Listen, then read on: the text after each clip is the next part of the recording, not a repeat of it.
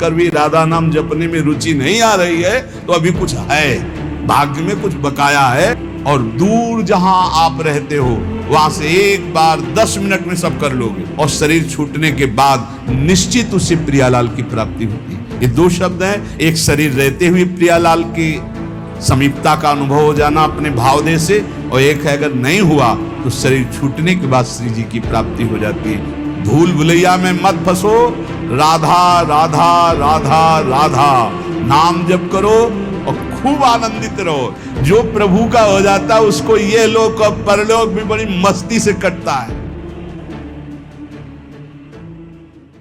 ये सच्ची वाली है।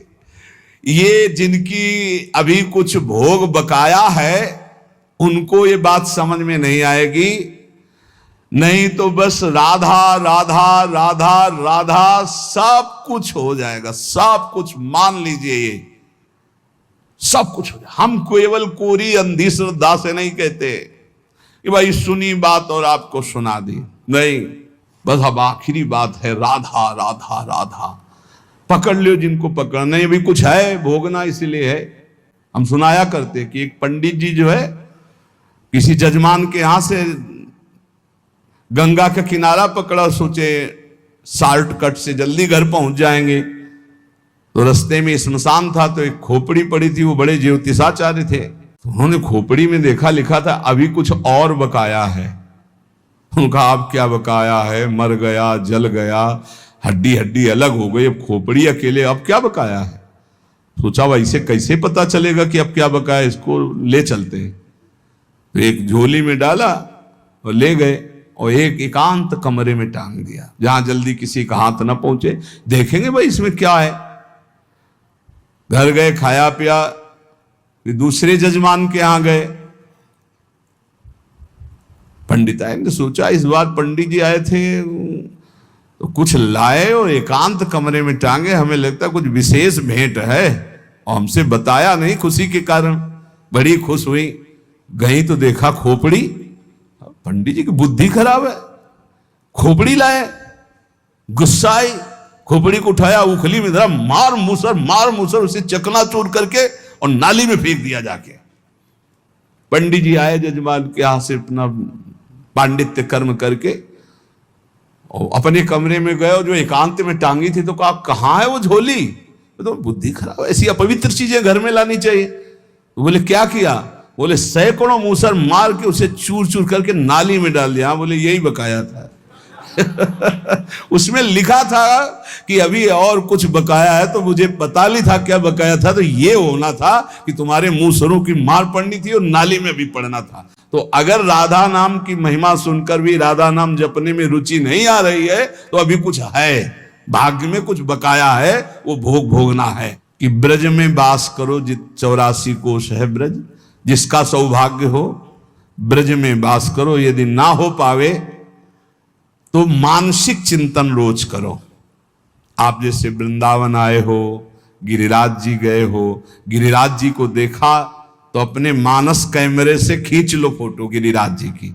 वृंदावन की परिक्रमा पूरी भर लो, अपने पास है ऐसा एक कैमरा है जो पूरी सीन भरता रहता है। आप बहुत अच्छे से कि मुझे बार बार यही परिक्रमा रोज लगानी चिंतन के द्वारा। वृंदावन की परिक्रमा, यमुना जी का पावन तट, बिहारी जी, राधा वल्लभ, राधा रमण जी, सत्संग सब भर लो। और दूर जहां आप रहते हो वहां से एक बार 10 मिनट में सब कर लोगे। एक बार बस गए, सत्संग में गए, वहां दर्शन किया, फिर यमुना किनारे गए, फिर परिक्रमा लगा ली, फिर बिहारी जी गए दर्शन, गिरिराज जी गए, बरसाना गए, नंदगांव गए, राधा कुंड आचमन किया, बैठकर भजन किया। ये सब मानसिक कर सकते हो। ब्रज का वास या ब्रज का मानसिक चिंतन और प्रिया प्रीतम का नाम। कह रहे हैं मेरे उपदेश जितने उपदेश उन सबका सार उपदेश ये है, हो सके तो ब्रजवास करो, वृंदावन वास करो। नहीं हो सकता तो जहां वास कर रहे हो रोज वृंदावन ब्रजधाम का चिंतन करो, प्रिया प्रीतम का नाम जप करो और भगवत चरित्रों का गायन करो।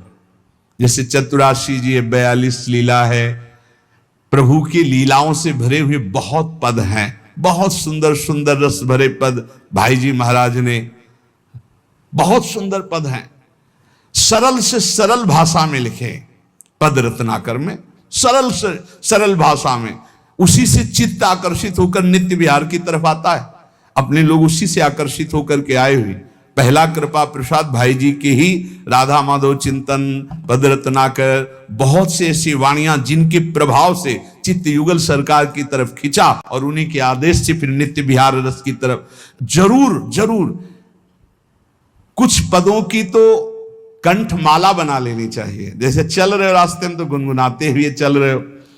जो निरंतर नाम रटता है और सौभाग्य से ब्रजवास मिल गया, वृंदावनवास मिल गया है, और प्रभु के चरित्र गायन करता रहता है, प्रभु के चरित्र सुनता रहता है, उसका जीवन पूरा भागवतिक और शरीर छूटने के पहले, ये तो उपासना की बात है किस कोटि की है, और शरीर छूटने के बाद निश्चित उसे प्रियालाल की प्राप्ति होती है। ये दो शब्द हैं, एक शरीर रहते हुए प्रियालाल की समीपता का अनुभव हो जाना अपने भावदेह से, और एक है अगर नहीं हुआ तो शरीर छूटने के बाद श्री जी की प्राप्ति हो जाती है। इसलिए सतत हम नाम जप करें, प्रियालाल के गुण का गायन करें। अगर ब्रजवास नहीं हो रहा तो यहां से रज ले जाएं, रज सदैव पास रखें और ब्रज का चिंतन करें, वृंदावन का चिंतन करें। बस इस जन्म में हमको एक कमर कस लेनी कि प्रिया प्रीतम की प्राप्ति करनी ही है। अगर प्रिया प्रीतम की प्राप्ति इस जन्म में नहीं हो पाई तो ये घाटा हम कभी पूर्ण नहीं कर पाएंगे।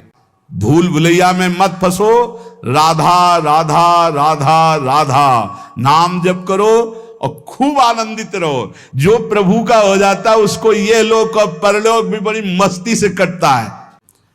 पूर्ण रूप से चित्त प्रभु में तल्लीन कर दो। कैसे होगा? सेवा करो, प्रभु की सेवा विराजमान करो। दो प्रकार से सेवा होती, तनुजा शरीर से और वित्तजा रुपया पैसा से। खूब अच्छे अच्छे भोग पदार्थ, खूब अच्छे आभूषण वस्त्र जो तुम धर्म के द्वारा कमाए हुए। कि यहां वित्तजा सेवा उसे कहते हैं धन के द्वारा जो मेहनत की कमाई का दान किया गया हो। मेहनत की कमाई का दान, मेहनत की कमाई की ठाकुर सेवा, मेहनत की कमाई की संत सेवा बहुत कम होते हैं। गांव के जब लोग आते हैं ना, वो जब चढ़ाते, कभी देखा है तो उनके चढ़ाने का ढंग अलग होता है। ऐसे निकाला और उनमें देखा जो 50 का नोट या 100 का नोट, तो मुझे बहुत आदर से लेते हैं। ए भैया, इस 50 की दाल आएगी ना 100 की दाल, तो बहुत आनंद प्रदान करेगा। और जब उन हरे पीले नोटों की ऐसे गड्डी सरकावे ना, तो समझ लो तुम्हारी गड्डी टिकेगी ले, इधर गड्डी तुम्हारी माया में जाके चलेगी, इधर नहीं चलेगी, भजन नहीं होगा पक्का। कुछ न खर्चा करो तो रखे रखे बुद्धि खराब कर देगी। ज्यादा ये मोटी रकम पे दृष्टि मत रखो। ये गरीबों के 5 रुपया 50 रुपया 100 रुपया से दाल रोटी लाओ, खाओ पियो भजन करो। अगर ये आया कि ऊंची रकम, तो फीकी भी दुकान हो जाएगी, पक्का समझो। ऊंची रकम तो फीकी दुकान हो जाए, फिर तुम्हारे भजन पूजन उपदेश का रंग नहीं चढ़ेगा। वित्तजा सेवा का मतलब है बहुत मेहनत से कमाए हुए 100 रुपए में फिर 10 रुपया हिम्मत करके दान कर दो। वो दशांश आपको उज्जवल करेगा। बेईमानी के 10 लाख कमा के उसमें से आप दान करोगे तो तुम भी नरक जाओगे। जहां दान पहुंचेगा वहां भी बड़ी बड़ी दुर्व्यवस्था है।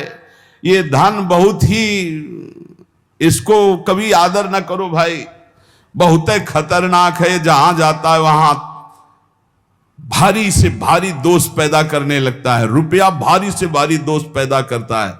रुपया के तरफ महत्व बुद्धि मत रखो। श्री जी जो धर्म पूर्वक दे, अगर श्री जी का पक्का भरोसा रखोगे, कामना नहीं करोगे, तो यहां वही आएगा जिसे श्री जी बुलाएंगे, अन्यथा हो ही नहीं सकता। और फिर कामना करोगे तो फिर बात बिगड़ जाएगी।